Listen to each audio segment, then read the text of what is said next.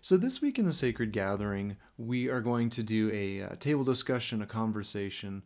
We're getting very close to Advent, to the season in which we are anticipating Christmas and celebrating that God came among us. But the end of the year, the holidays have a lot of other things going on besides simply what's going on at church. And I just wanted us to take a moment to kind of think together on just maybe both thankfulness with Thanksgiving coming up, but also just celebration generally. What are the important parts of celebrating and thankfulness as part of our spiritual lives? So again, we're going to have a conversation. For this video, I will do as I usually do.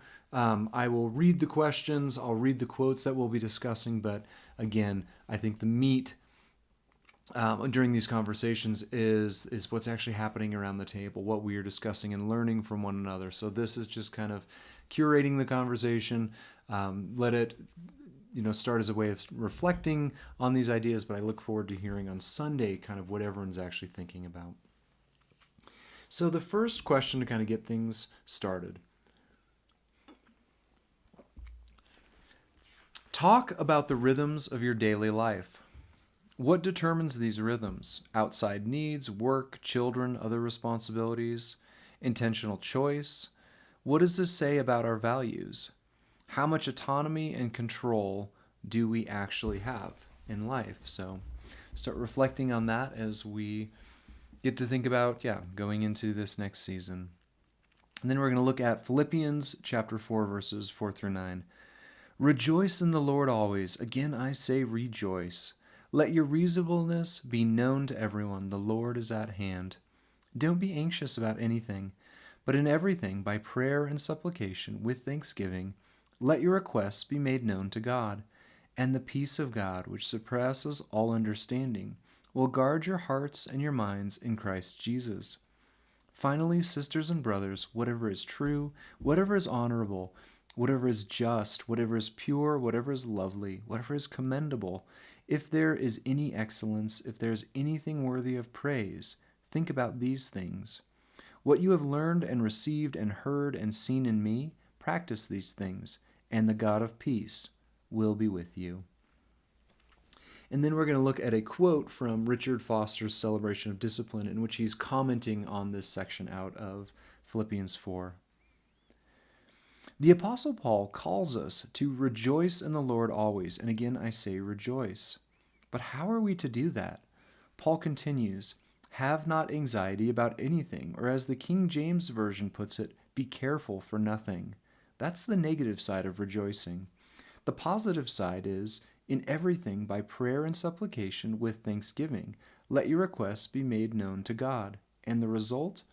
The peace of God, which surpasses all understanding, will keep your hearts and your minds in Christ Jesus.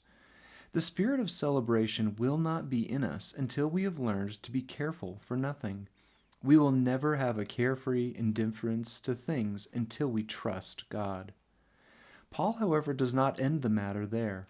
Trust and prayer by themselves are not adequate to bring us joy. Paul proceeds to tell us to set our minds on the things in life that are true, honorable, just, pure, lovely, and gracious. God has established a created order full of excellent and good things, and it follows naturally that as we give our attention to those things, we will be happy. That is God's appointed way to joy. The decision to set the mind on higher things of life is an act of the will. That is why celebration and thankfulness are disciplines. How is trust of God required for experiencing true joy? In what ways are prayer and trust matters of willful choice?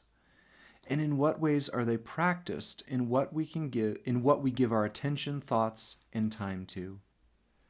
Why are celebration and thankfulness important aspects of our spiritual lives?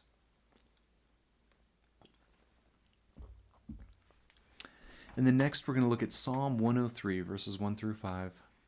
Bless the Lord, O my soul, and all that is within me. Bless his holy name. Bless the Lord, O my soul, and forget not all of his benefits, who forgives all your iniquity, who heals all your diseases, who redeems your life from the pit, who crowns you with steadfast love and mercy, who satisfies you with good, so that your youth is renewed like the eagles. And then a quote from my friend The Chambers, The Art of Missional Spirituality. Think about how you can allow gratitude to become a daily intentional practice rather than a mere response to good things. Gratitude has more to do with perspective, not just circumstances. The more we cultivate a mind focused on the Lord, the more gratitude will become the prevailing atmosphere of our lives. So, how do we allow gratitude to be a daily intentional practice? How might gratitude become a perspective and a prevailing attitude, rather than simply a response to good circumstances? And finally, what are your intentions and hopes for the holiday season this year? How are you going to celebrate, and how are you going to cultivate thankfulness?